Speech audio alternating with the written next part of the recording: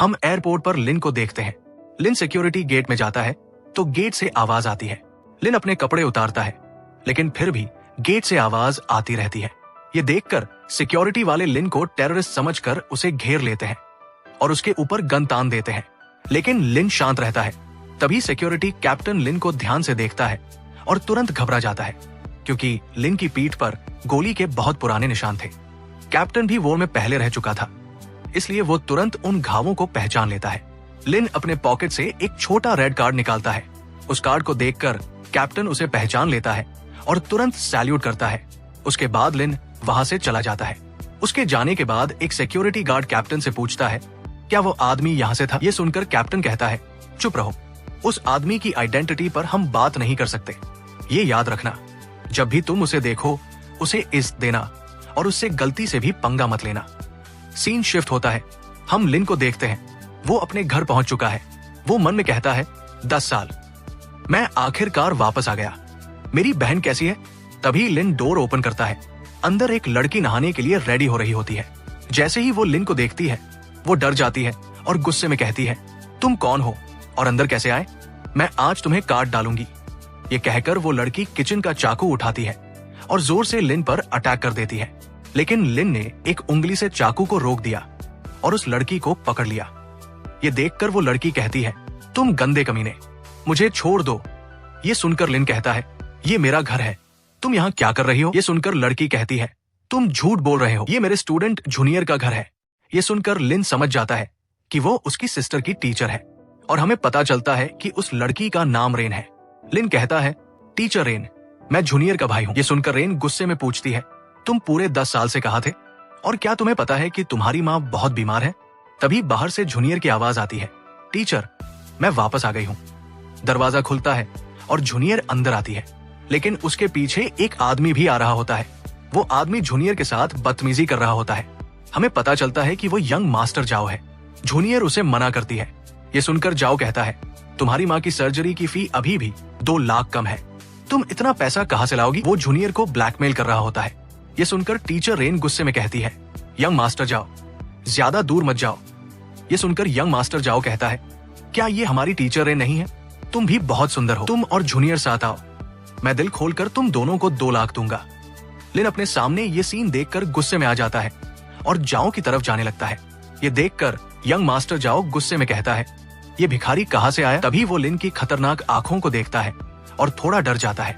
तभी लिन कहता है, तुम नहीं जानते मैं कौन हूँ, मैं जूनियर का भाई हूँ। ये सुनकर जाओ कहता है, तुम खुद को क्या समझते हो? तुम मरना चाहते हो क्या? उसने ऑर्डर दिया और एक बॉडीगार्ड ने लिन पर मुक्का से अटैक कर दिया।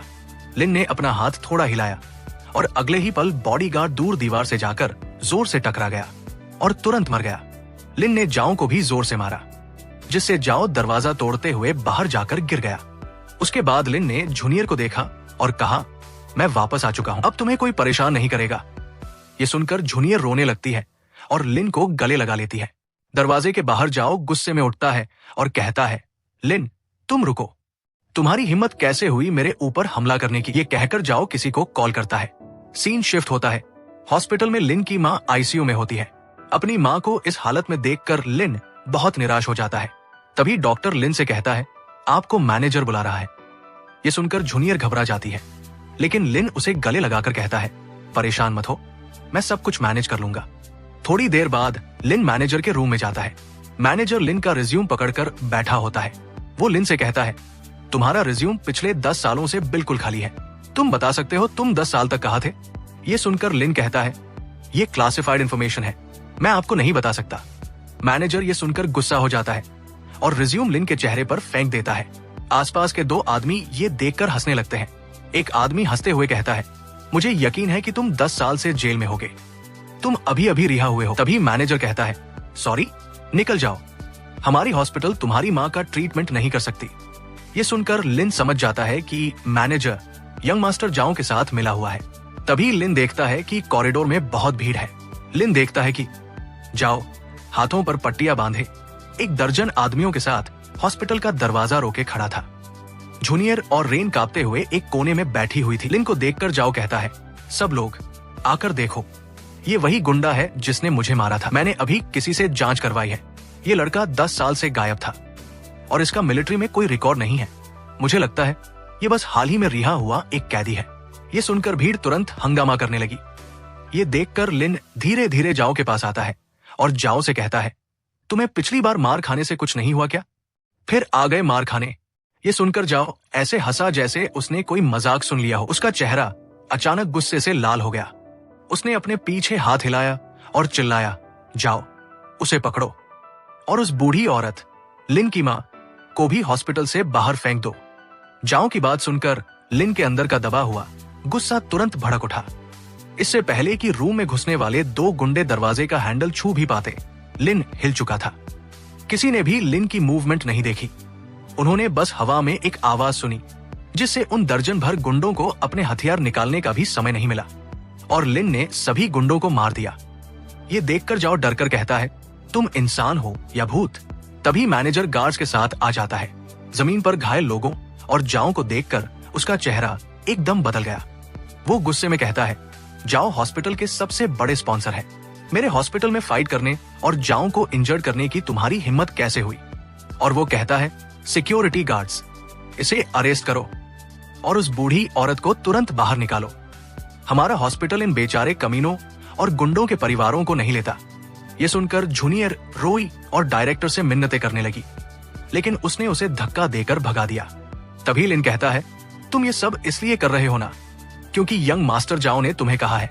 तो रुको, मैं भी किसी को जानता हूँ जो जाओ फैमिली से भी ताकतवर है। ये कहकर लिन किसी को कॉल करता है।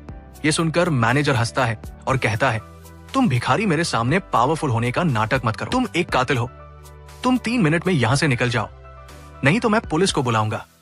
लेकिन तभी एक बहुत बड़ा सायरन बजा, जिसके बाद लग्जरी कारों की साउंड सुनाई दी। उसी समय मास्टर जियांग, जो इस शहर का सिटी लॉर्ड था, दौड़ कर आ रहा था और बहुत पसीना बहा रहा था। मास्टर जियांग को देखकर मैनेजर तुरंत चापलूसी करते हुए कहता है, मास्टर जियांग, आप यहाँ क्या कर रहे हो? यहाँ एक परेशान करने वाला भिखारी है, मैं उससे तुरंत निपट लूंगा। आपको परेशान होने की जरूरत नहीं है।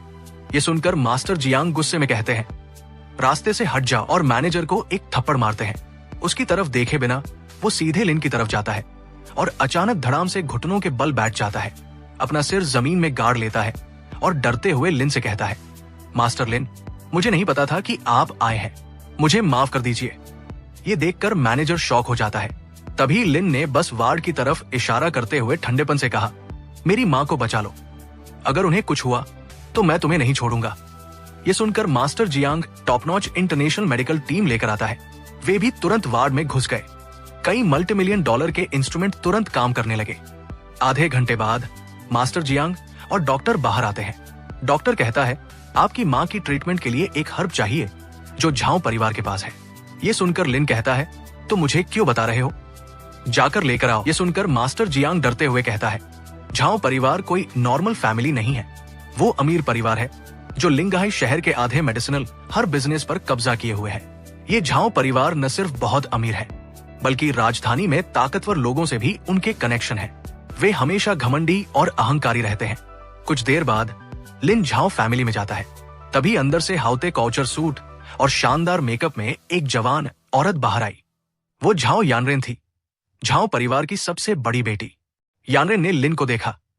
उसकी आंखों में लिन के सस्ते सूट के लिए उसकी नफरत साफ दिख रही थी। तभी यानरेन कहती है, तुम वही कैदी हो जिसने पहले हॉस्पिटल में परेशानी खड़ी की थी। मैंने सुना है कि तुम मेरे परिवार से कुछ हर्ब चाहते हो। उसने रेड वाइन का गिलास पकड़ा, उसे धीरे से घुमाया।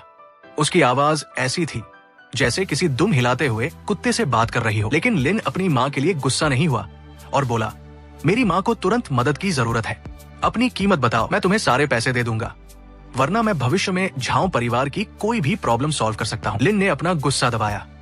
10 साल में पहली बार उसने इतनी विनम्रता से विनती की थी। ये सुनकर यानरेन जोर से हंसी। तुम एक हाल ही में रिहा हुआ रेपिस्ट, और तुम कह रहे हो कि झाओ परिवार की प्रॉब्लम सॉल्व कर सकते हो?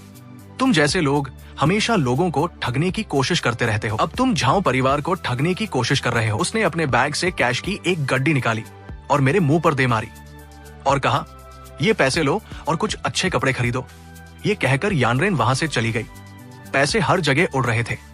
लिन बहुत गुस्से में था। वो मन में कहता है, मैं ये दरवाजा तोड़कर हर्ब छीन लेना चाहता हूँ, लेकिन अगर कोई झगड़ा हुआ तो हर्ब खराब हो जाएगी। तो मेरी माँ को बचाना नामुमकिन हो जाएगा। लिन ने एक गहरी सांस ली और जाने के लिए मुड़ा। जैसे ही लिन झाओ परिवार की हवेली से बाहर निकला, रेन का फोन आया। जैसे ही लिन ने फोन उठाया, उसे एक दिल दहला देने वाली चीख सुनाई दी, लिन मदद करो। लिन घबरा गया। फिर फोन पर एक आवाज आई।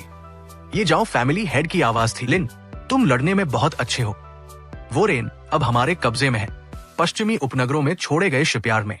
अगर तुम चाहते हो कि वो जिंदा रहे तो अपनी बहन जूनियर को ले आओ। याद रखना, अगर तुमने पुलिस को फोन करने या कुछ भी अजीब करने की हिम्मत की तो मैं इस रेन को मछलियों को खिलाने के लिए समुद्र में फेंक दूंगा। फोन कॉल खत्म हुई और अचानक काले बादल छा गए। गरज के साथ बारिश होने लगी।